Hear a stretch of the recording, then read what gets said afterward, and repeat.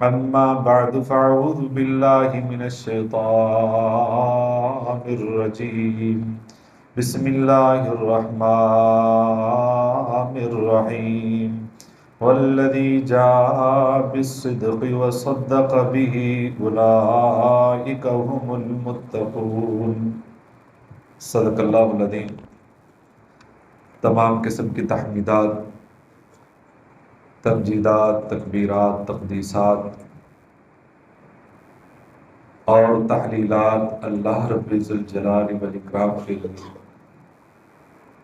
بے شمار لا تعداد ان گنت بے حد و حساب درود و سلام سرور کائنات امام الانبیاء احمد مجتبی حضرت محمد الرسول اللہ صلی اللہ علیہ وسلم کی ذات مقدسہ مطہرہ پر بے شمار رحمت نازل ہوں اہل بیت پر، صحابہ کرام پر، تابعین اعظام پر، اولیاء کرام پر اور ائمہ کرام پر۔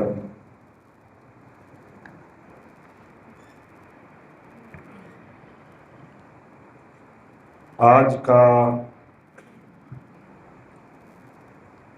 موضوع یقین کو مکمل کریں۔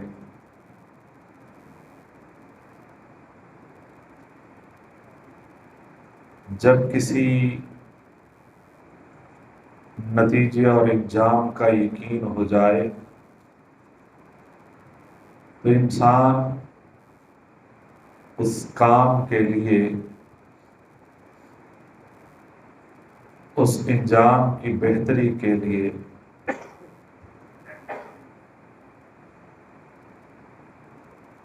بہت ساری بلکہ یقیناً اپنی تمام تر کوششیں بروئے کار لاتا ہے۔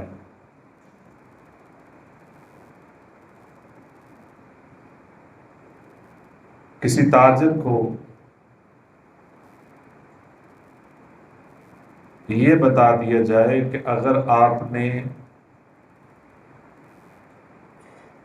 اس سامان کے بیچنے میں یہ کوتاہی کی تو آپ کو اتنا بڑا خسارہ ہو جائے گا،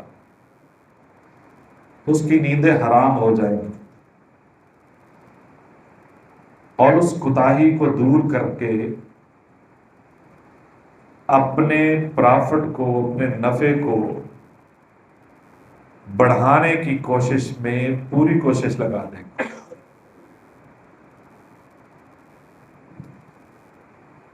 اسی طرح اللہ کریم نے ہمارے انجام کے بارے میں فَأَلْهَمَهَا فُجُورَهَا وَتَقْوَاهَا، اچھا جو برا ہے اس کے بارے میں پوری ہمیں معلومات فراہم کر دی ہیں قرآن مجید کی صورت میں۔ یہ چیزیں آپ کے لیے نقصان دہ ہو سکتی ہیں، یہ آپ کو جہنم میں لے جا سکتی ہیں، یہ باتیں آپ کو جنت تک پہنچا سکتی ہیں، یہ چیزیں آپ کو دنیا میں بھی فائدہ دے گی، یہ چیزیں آپ کو قبر میں بھی فائدہ دے گی، یہ محشر میں بھی فائدہ دے گی۔ ہر چیز کو بیان کر دیا گیا ہے۔ اب بنیادی طور پر ہمارے ہاں جس چیز کی کمی ہے وہ یقین ہے۔ یقین مکمل نہیں ہے۔ اب جس کو یہ پتا ہے کہ میں نے فلاں ملک روانہ ہونا ہے، میرا ویزا لگ چکا ہے، میری ٹکٹ اوکے ہو چکی ہے، آپ بتائیں کون ایسا باشعور ہے جس کے حواس خمسہ کام کرتے ہیں تو وہ زیادہ راہ کا بندوبست نہیں کرے گا؟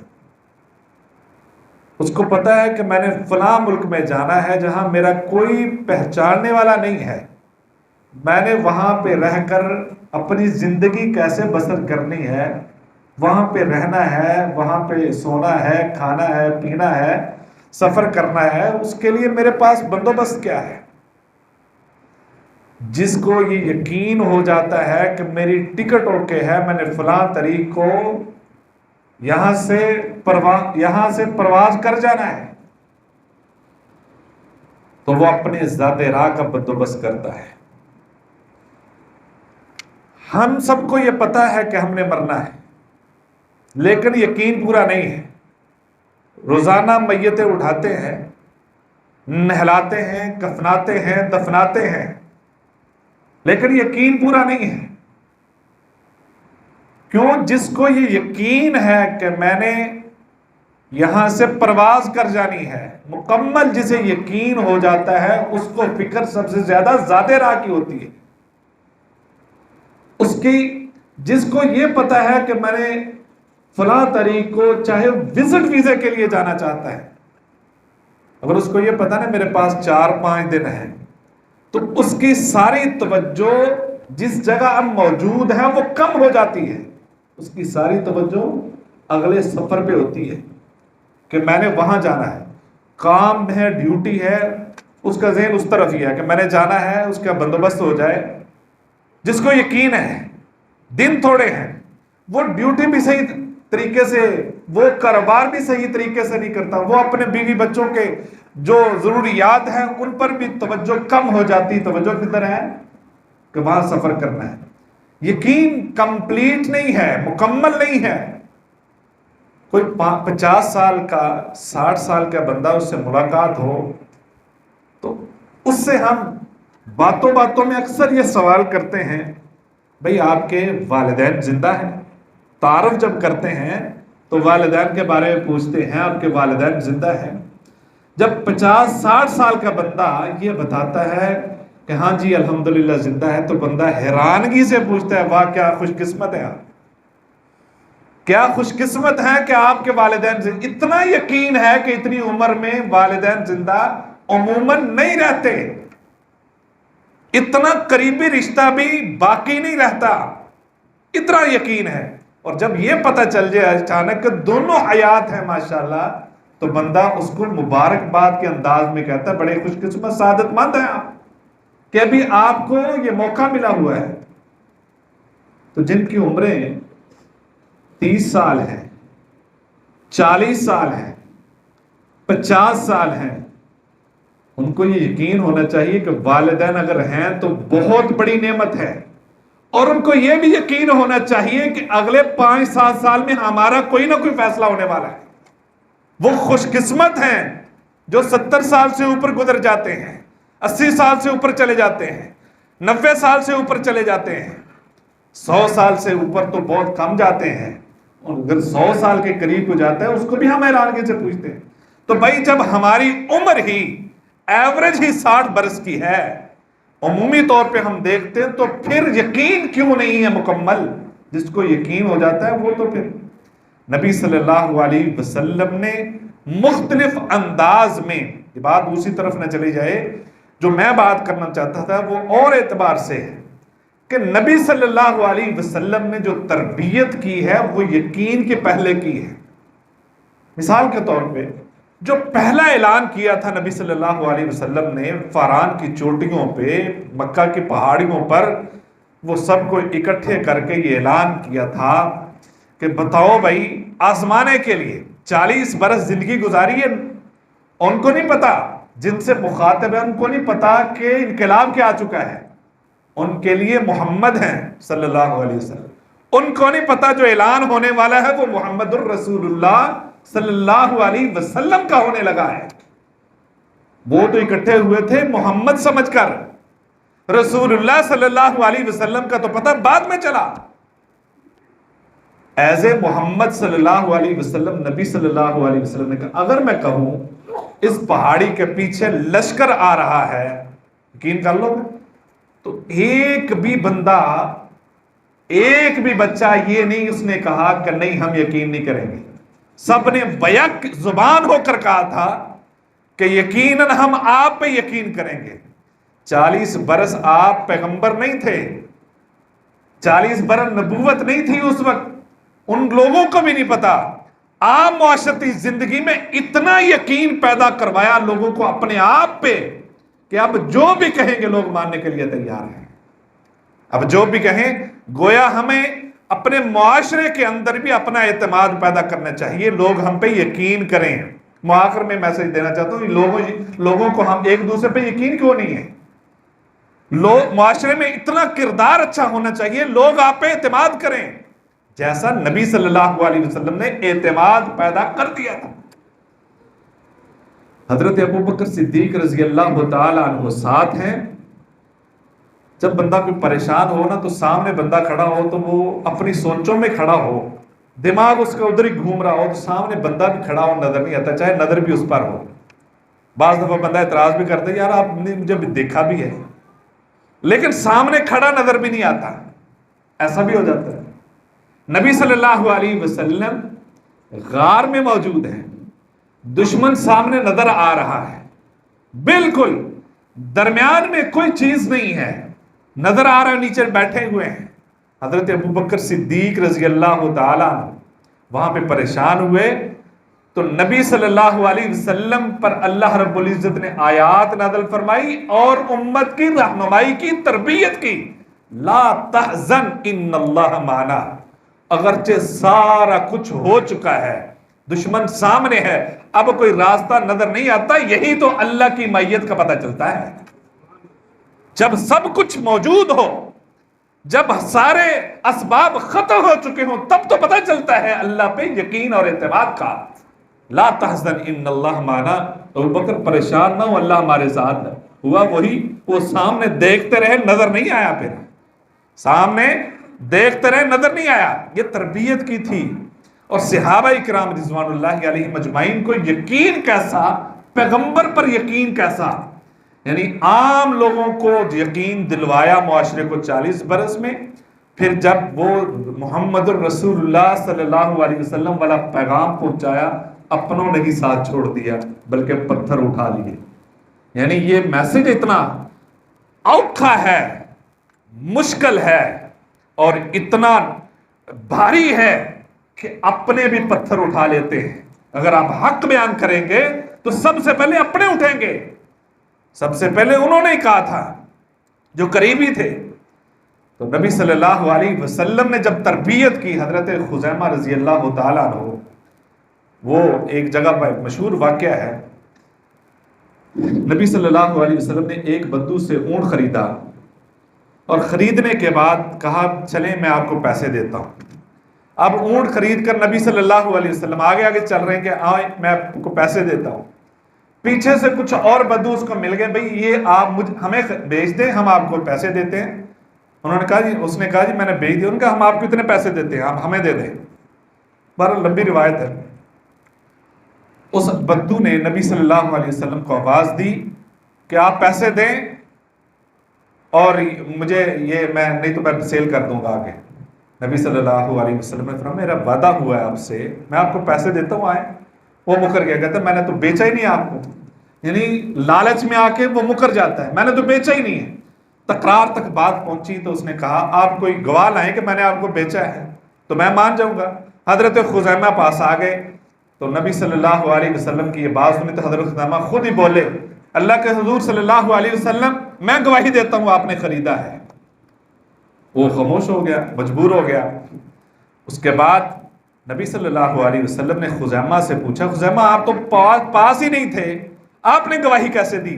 تو حضرت خزیمہ نے جواب دیا اللہ کے حضور صلی اللہ علیہ وسلم ہم نے نہ جنت دیکھی نہ جہنم دیکھی، نہ ہم نے اللہ کو دیکھا نہ فرشتوں کو دیکھا نہ تقدیر کو دیکھا، آپ نے کہا آپ کے کہنے پہ ہم ایمان لے آئے، ہمیں یقین ہے کہ آپ غلط بات کر ہی نہیں سکتے، آپ کی بات پہ یقین ہے۔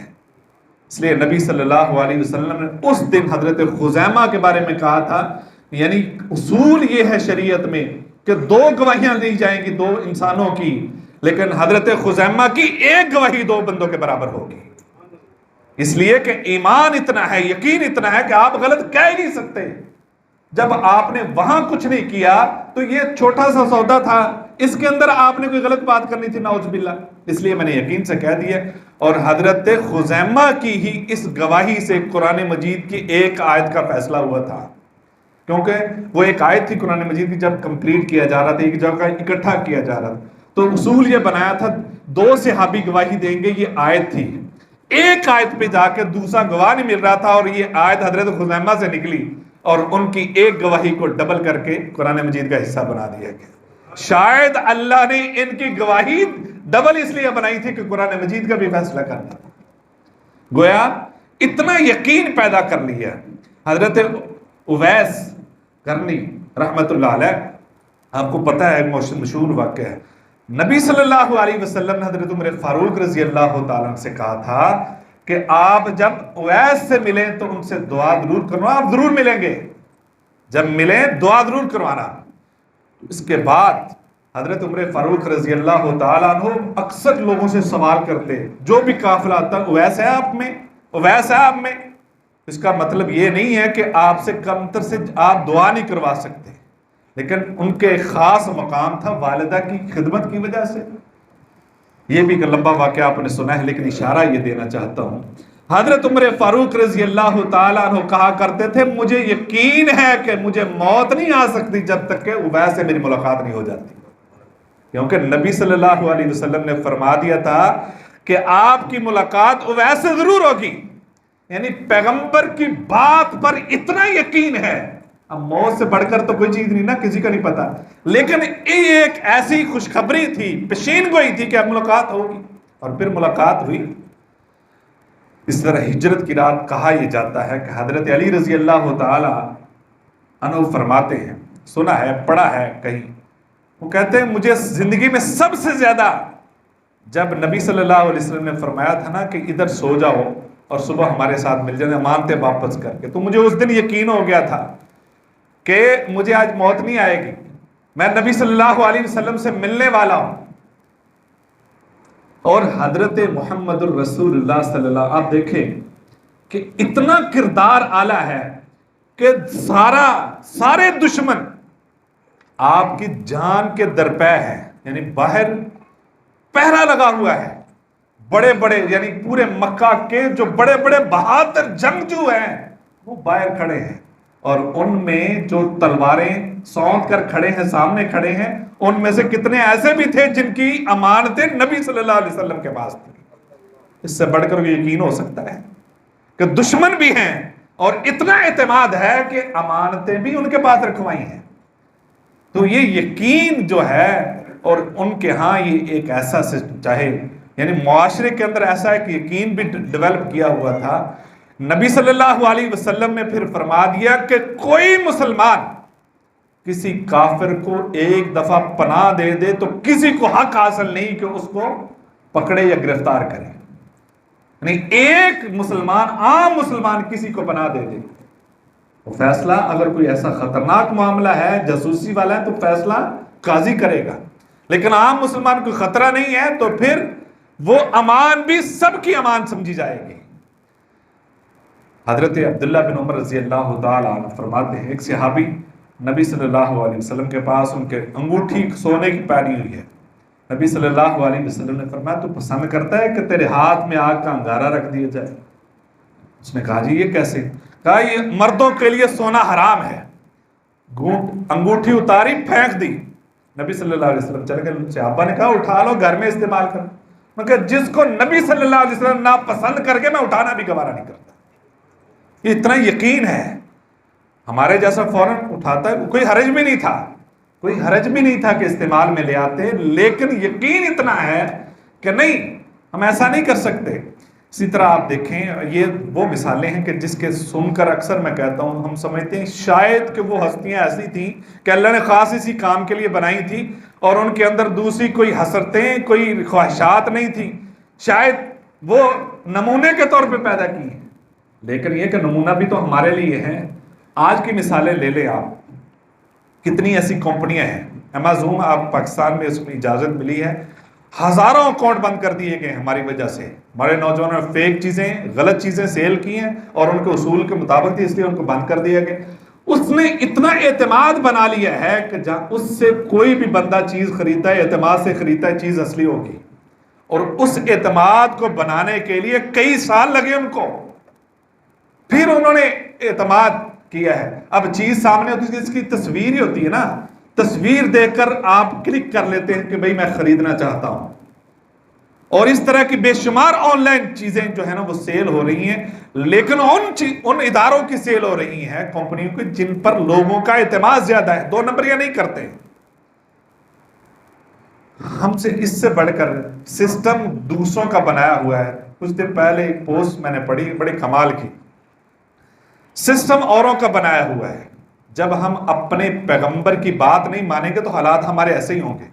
یعنی ہم اپنے بینک میں لاکھوں روپیہ رکھواتے ہیں، اپنے بینک میں لاکھوں روپیہ رکھوا دیتے ہیں، اس لیے بے فکر ہو جاتے ہیں بینک میں پڑا میرا 1 روپیہ ضائع نہیں ہوگا۔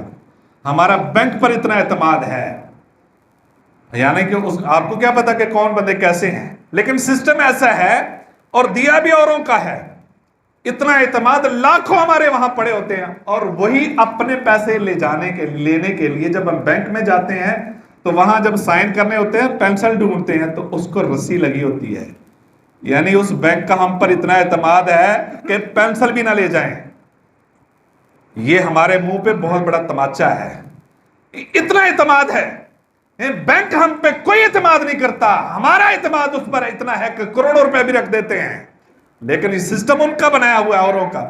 انہوں نے اعتماد ڈیولپ کیا، اپنے اعتماد کھو دیا ہے۔ کیوں کھویا ہے؟ کہ ہم نے اپنے پیغمبر کی بات کو چھوڑ دیا۔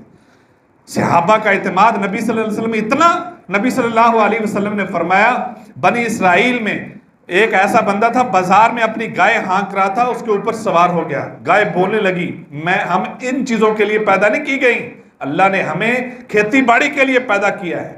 لوگوں نے حیران ہو کر پوچھا یہ گائے بھی باتیں کرتی ہیں؟ نبی صلی اللہ علیہ وسلم نے فرمایا میں ایمان لاتا ہوں اس بات پر، اور حضرت ابو بکر صدیق، عمر فاروق بھی ایمان لاتے ہیں۔ اور فرمایا اور اسی طرح ایک بیڑیے نے بکری پکڑی، اس کو کھانے لگا اور ریوڑ میں نکال کر باہر جانے لگا، چرواہا پیچھے گیا، اس نے اس کو بکری کو پکڑ لیا، اور بیڑیے نے بول کر کہا اب تو نے بکری چھین لی ہے، ایک ایسا وقت بھی آئے گا کہ حکومت ہماری ہوگی، ہمارے کنٹرول میں ہوگا، یعنی قیامت کی نشانیوں میں سے ایک نشانی ہے۔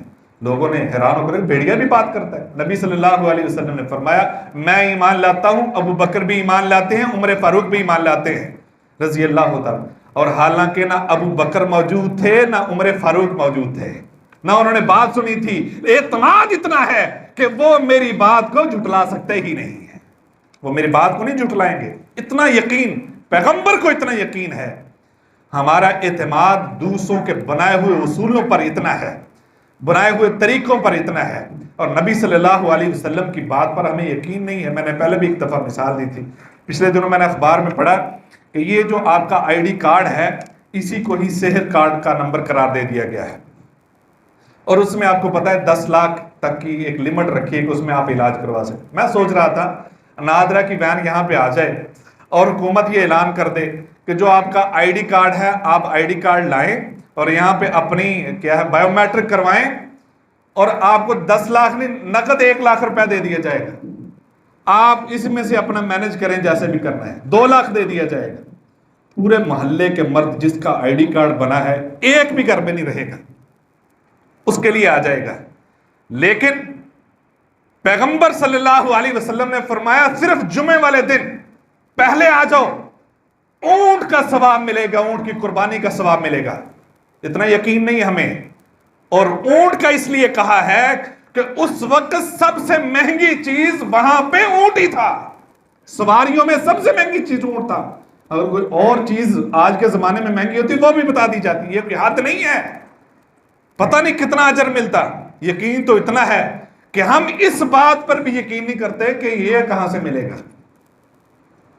جبکہ نبی صلی اللہ علیہ وسلم نے کئی بات پیغمبر کی عام بات ہی ویسے ہی کہہ دی ہو، اس پر ہی یقین اتنا ہونا چاہیے کہ جس طرح یہ سورج نکلا ہے ہم اس کا انکار نہیں کر سکتے، اتنا یقین ہونا چاہیے۔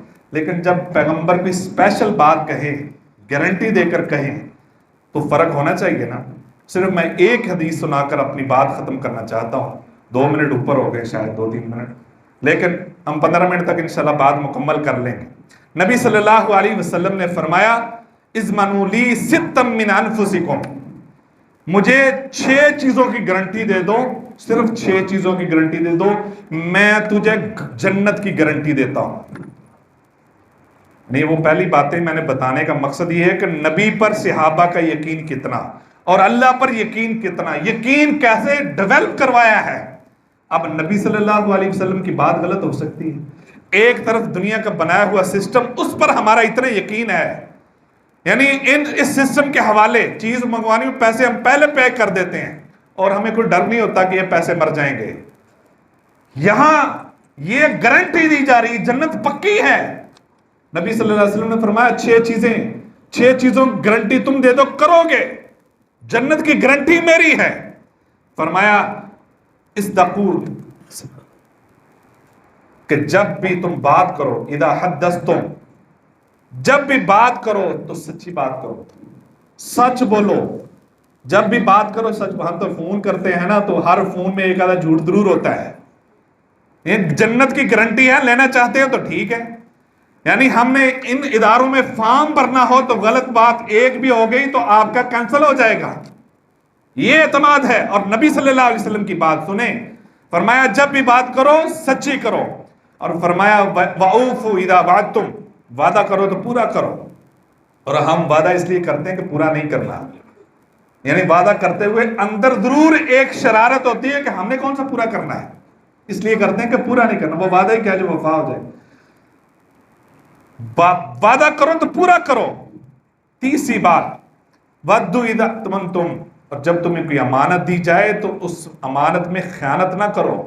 امانت بے شمار چیزیں ہیں، جب بھی تمہیں امانت دو اس میں کبھی خیانت نہ کرو۔ فرمایا وَاحْفَظُوا فُرُوجَكُمْ، اپنی عزتوں کی حفاظت کرو، اپنی عزتوں کی حفاظت، مرد ہے عورت ہے اپنے آپ کی حفاظت کرو۔ فرمایا وَغَضُّوا أَبْصَارَكُمْ، اپنی نظروں کی حفاظت کرو، نظریں جہاں بھی ہیں اس کی حفاظت کرو، وہ موبائل ہے، وہ سکرین ہے، وہ عام سامنے ہے، ہر طرح سے اپنی نظروں کی حفاظت کرو۔ اور فرمایا وَكُفُّوا أَيْدِيَكُمْ، اپنے ہاتھوں سے کسی کو تکلیف نہیں دینی، آپ کسی کی تکلیف کا باعث نہ بنے۔ یہ 6 چیزیں تم کر لو، گارنٹی میری ہے، گارنٹی پیغمبر کی ہے، حضرت محمد الرسول اللہ صلی اللہ علیہ وسلم کی ہے کہ تمہیں جنت مل جائے گی۔ اب بتائیں کہ ہمارا یقین کس پہ ہے؟ یہ ساری باتیں سن لی ہیں تو یقین پھر بھی ہمارا پورا نہیں ہے، پھر بھی ہم سوچ یہ رہے ہوں گے کہ یہ کام بڑے مشکل ہیں، اوکھے کام ہیں، یہ کرنے بڑے مشکل ہیں، لیکن جب بندہ کسی کام کی روٹین بنا لیتا ہے پریکٹس کر کے، اس کے لیے کوئی مشکل نہیں ہے۔ جس کو یہ پتا ہے کہ چند لمحوں بعد یا چند دنوں بعد، اور جس کو یہ پتہ ہی نہیں کہ کسی بھی وقت مجھے بلا لیا جائے گا کہ میں نے ایئرپورٹ پہ جانا ہے، چلے جانا ہے، جس کو یہ پتا ہو وہ تو بالکل ہی تیار رہتا ہے ہر وقت۔ ہمیں تو پتہ ہی نہیں ہے کہ کب کس وقت بلاوا آ جائے، تو اس کے لیے ہمارے پاس تیاری کیا ہے؟ ہمیں یقین مکمل کرنا ہے، یقین پورا کریں کہ ہم نے دنیا سے چلے جانا ہے۔ آج سے 100 سال 110 سال پہلے جو اس علاقے میں تھے ان میں سے ایک بندہ بھی آپ کو نظر نہیں آئے گا، پھر ہمیں یقین کیوں نہیں آ رہا؟ 110 سال کے بعد یا 100 سال کے بعد آپ بھی یقین کر لیں ان میں سے کوئی بھی یہاں موجود نہیں ہوگا، پھر کیوں نہیں یقین آتا کہ ہم اس کے لیے زیادہ اس سفر کے لیے بندوبست کریں؟ کوئی چیز تو ہمارے پاس ہونی چاہیے۔ اللہ سمجھ کی توفیق عطا فرمائے، عمل کی توفیق عطا فرمائے۔ وآخر دعوانا الحمدللہ۔